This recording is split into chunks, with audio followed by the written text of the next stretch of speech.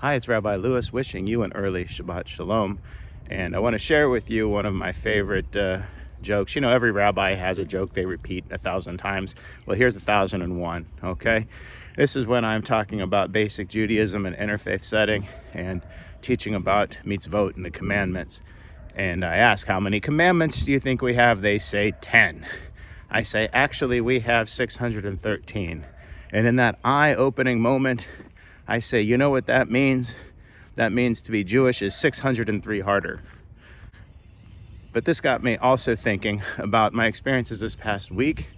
I was at a congregational leaders seminar at the United States Holocaust Museum and Memorial in Washington. And we were talking, among other things, about the philosophy of Emil Fackenheim, who said there should be a 614th commandment. And that 614th commandment is to not give a posthumous victory to Hitler. That we continue being Jewish. That if we give up on it, even though it has caused us such sores all throughout our history, that we end up giving him what he wanted. We practice that by being Jewish, celebrating our holidays, raising Jewish families. All of these things that there are many people out there would love to see us not do anymore. Along these lines, there have been different interpretations of how we keep that 614th commandment.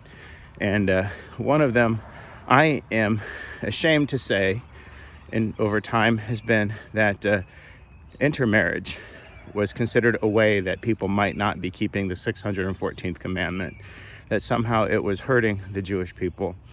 And I say, over the years, that kind of belief has led to lots of pain, to lots of pushing people away, very wonderful families that would have otherwise been a part of our communities. And we have learned, and this is one of the things, one of the tenets that we hold so dear at Mitzvah, and I'll say in every congregation that I have served, is that we have actually said every family who is part of our community, whether both are Jewish, whether they grew up Jewish, whether one practices another faith or no faith at all, that being part of our community actually makes us stronger. And they're very much a part of the fabric of who we are. And that actually by embracing families, that we are really upholding that 614th commandment of keeping Judaism alive. The other interpretations might say that by not keeping kosher, that we're not upholding that 614th commandment.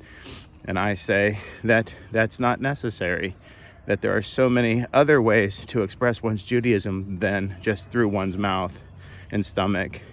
There are some that would say that by not keeping a strict Shabbat, and maybe not lighting candles every Friday night, that somehow we are not sustaining Judaism and upholding that 614th commandment. And again, I say there is a multitude of ways to celebrate Jewish life and to be Jewish proactively, that it doesn't come down to all the little technicalities of what goes on a plate or how we choose to spend our Saturday. Being Jewish is part of being in a community, of proclaiming Am Yisrael Chai, of saying that when somebody says something anti-Semitic, we follow up on it and make sure there are consequences, whether it happens in our schools and our workplaces. If someone is trying to proselytize to convert us or our kids, we put a stop to it right away and we make sure there is follow through. We do the positive things like getting together like this weekend with a great scholar in residence and a family Shabbat and a dinner and programming tomorrow, and say we see the joy that Judaism can bring us and we uphold it.